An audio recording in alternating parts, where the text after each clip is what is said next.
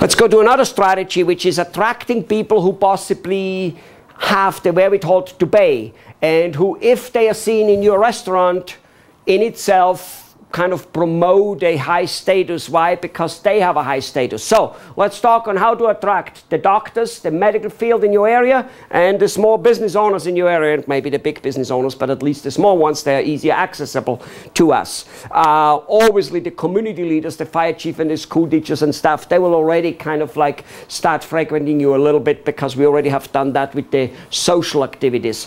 And of course, keep in mind that the doctors and the business people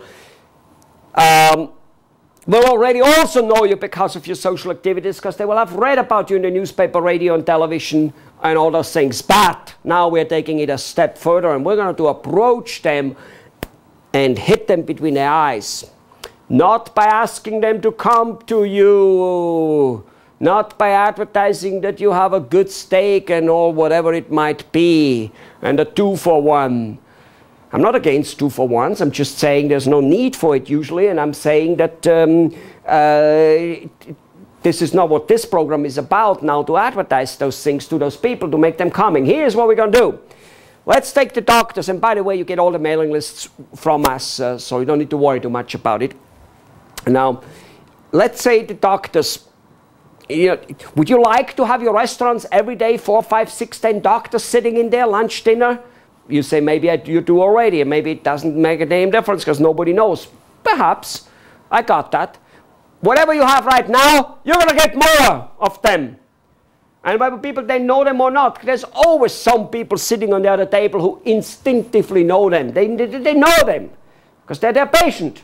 And it becomes this warm place, especially if there's lots of them, not just 1 or 2 here and there.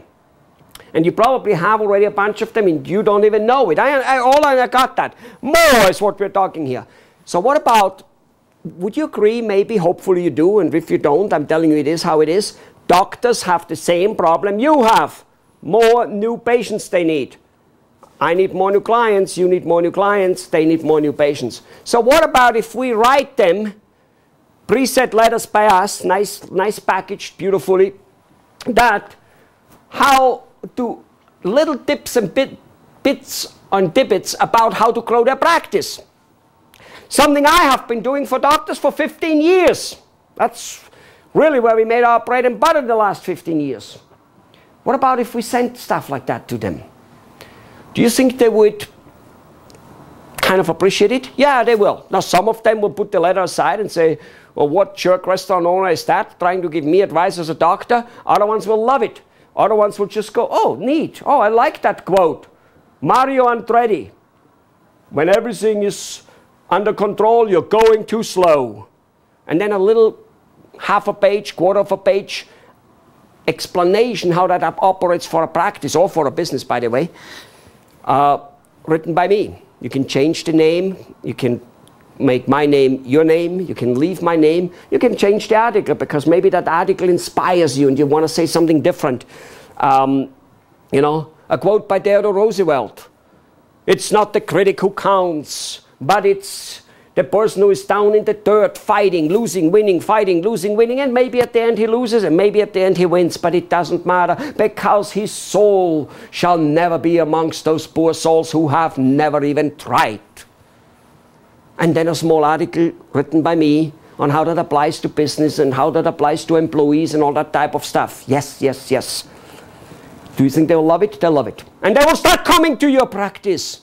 And then what about if we send to the office manager and to the receptionists a different set of letters, faxes, emails, whatever we have, and a combination of it. One which promotes to them that we're doing activities in the community. Those office managers love those type of things. Their moms, their dads, keep in mind, we're appealing to the mom and dad by doing things for children and with children. They love it.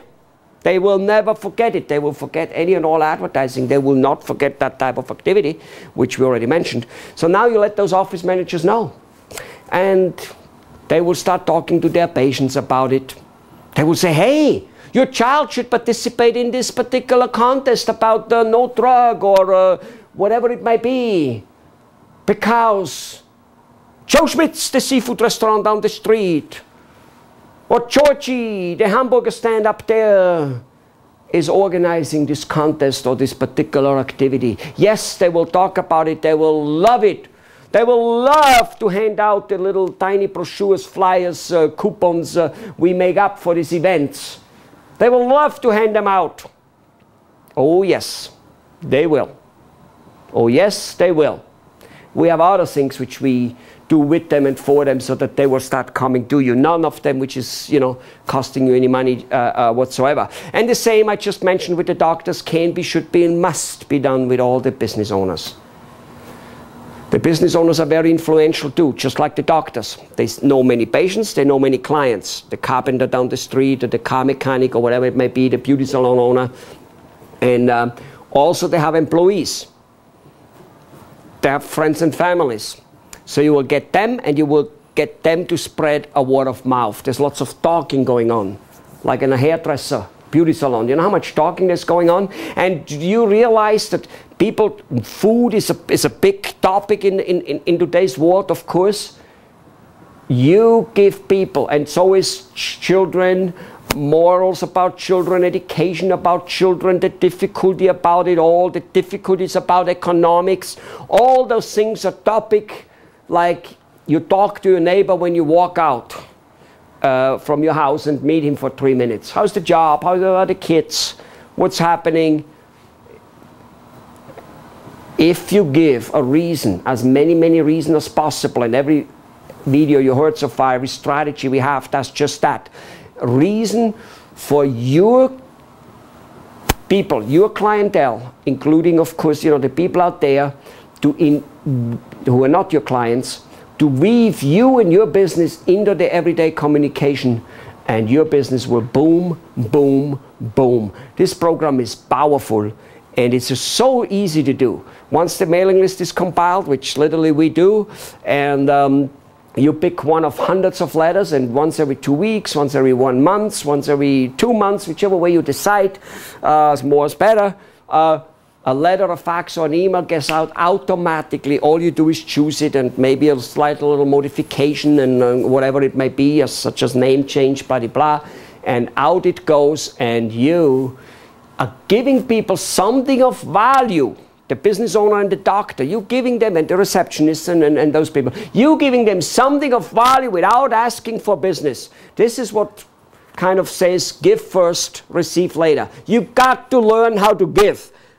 Information, valuable information is incredible. Now, could you be fitting in letters which have to do, as we mentioned in the expert area, like how you become an expert? Could you be fitting in letters on little health, on little vitamins, on little ways on how to clean your body, on little ways of which food to buy, which not to buy, how to store, what to do?